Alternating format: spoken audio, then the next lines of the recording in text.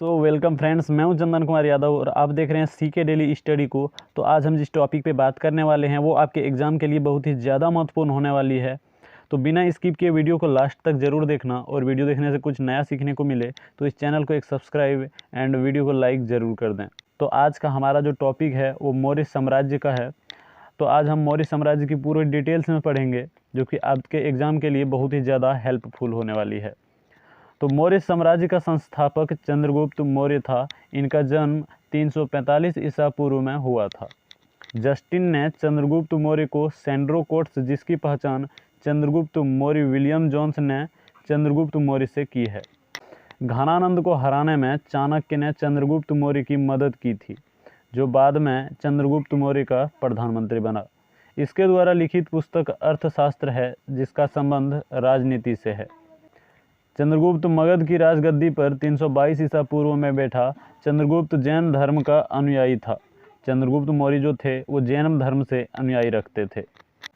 चंद्रगुप्त मौर्य ने अपना अंतिम समय कर्नाटक के श्रवणबेलगोला नामक स्थान पर बिताया था।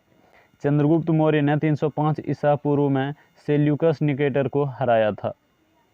चंद्रगुप्त और सेल्यूकस निकेटर की जो युद्ध हुई थी, उसमें 305 ईस्वी में चंद्रगुप्त मौर्य ने सेल्यूकस निकेटर को हराया था।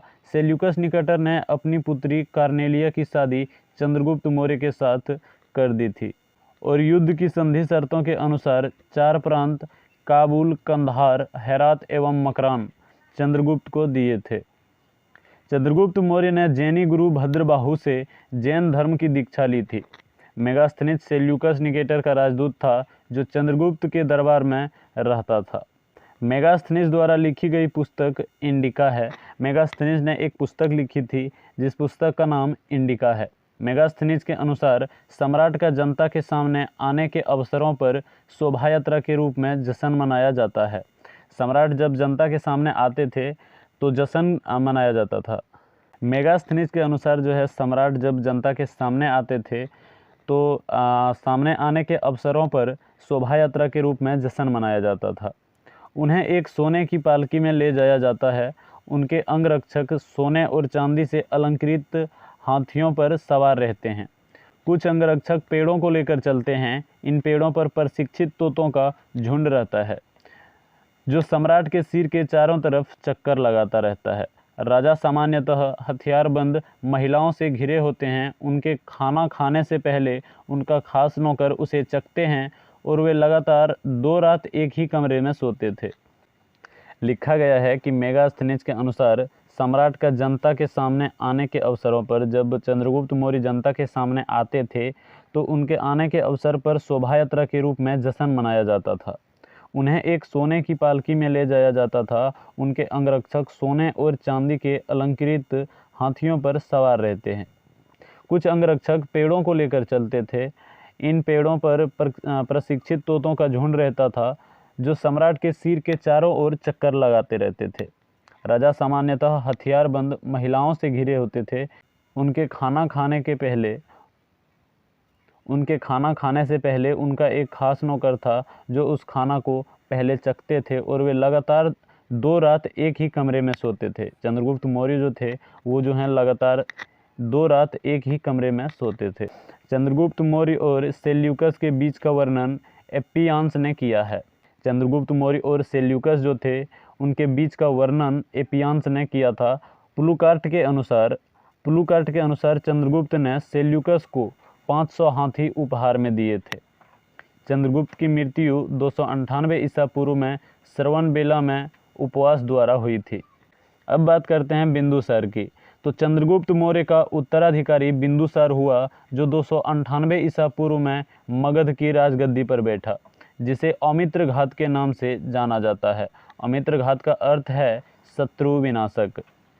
वायुपुराण में बिंदुसार को भद्रासार या वारिसार कहा गया है। स्ट्रेबो के अनुसार सीरियन नरेश एंटीयोकस ने बिंदुसार के दरबार में डाइमेकस नामक राजदूत भेजा। इसे ही मेगास्थनीज का उत्तराधिकारी माना जाता है। जैन ग्रंथों में बिंदुसार को सिंहसेन कहा गया है। बिंदुसार के शासनकाल में तक्षशिला में 2 विद्रोहों का वर्णन किया है। इस विद्रोह को दबाने के लिए बिंदुसार ने पहले सुसीम को और बाद में अशोक को भेजा। एथेनियस के अनुसार बिंदुसार ने सीरिया के शासक एंटियोकस प्रथम से मदिरा, सूखे अंजीर एवं एक दार्शनिक भेजने की प्रार्थना की थी। बौद्ध विद्वान तारानाथ ने बिंदुसार को 16 राज्यों का विजेता बताया है। बौद्ध विद्वान तारानाथ जो थे उन्होंने बिंदुसार को 16 राज्यों का विजेता बताया है, यानी बिंदुसार ने 16 राज्यों पर आक्रमण करके उस 16 राज्य को जीत लिया था। बिंदुसार की सभा में 500 सदस्यों वाली एक मंत्री परिषद थी जिसका प्रधान खलनाटक था।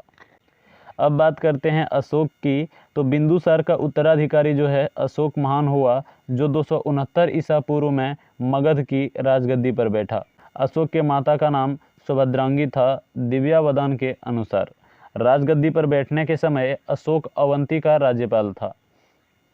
अशोक का इतिहास हमें मुख्यतः उसी के ही अभिलेखों से प्राप्त होता है। इसके अभिलेखों को निम्नलिखित वर्गों में विभाजित किया जा सकता है। नंबर 1 शिलालेख, नंबर 2 स्तंभ लेख एंड नंबर 3 गुहा लेख।